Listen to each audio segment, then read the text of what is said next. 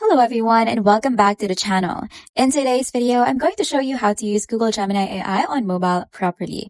So first step is you're going to make sure that your Gemini app is already downloaded on your phone, and then you're just going to log in with your login credentials. So I'm just going to continue with my Google account, and then we're just going to wait for that. Now, you'll see their interface is much like ChatGPT if you have used ChatGPT before. Now, it will tell you, welcome to Gemini, your personal assistant, and then from there, you can actually just start chatting Gemini any of your questions. So for example, we can ask Gemini, how much protein is in a chicken?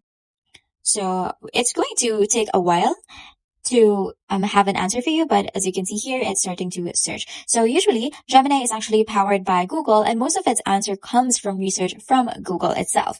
Now you can already see here the answers for our questions. It has links right there, so you are sure that all of the things that it's telling you or answering you is based on facts or actually based on articles or maybe studies, depending on which reference it's going to tell you or which reference these links actually link to. You can also view all the sources right here if you click on that, and then you will see all the list of sources where the answer came from. Now from there, you can just click on these buttons right here, which you can see as like and dislike icons to let Gemini know what your preferences and answers are. Now you can also share this answer. You can also just copy this answer. And then another thing that they have is that you can just ask anything.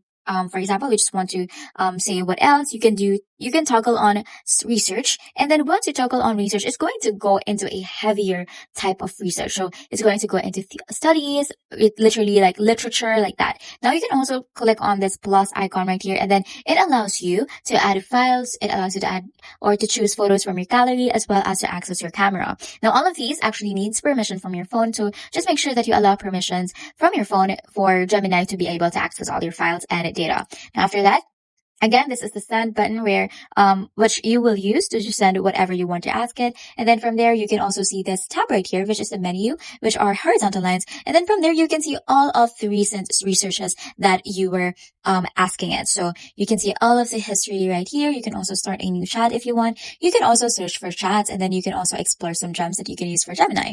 Now, this is where you can find your account right there. You can just, this is where you can upgrade the Gemini Pro. You can view Gemini apps activity. You can do instructions for Gemini, so you can actually customize this whatever you want Gemini to follow based on your instructions. And then you can also do apps, updates, privacy help and hub. You can also access settings, report a problem, and help from there. Now you can also change your account if you just click on that, and then you can choose from any of the accounts that you currently have. And then that's it. That is how you can use Google Gemini on mobile properly. If this video helped you, please don't forget to like the video and subscribe to the channel for more videos like this. Thank you for watching, and I will see you in the next one.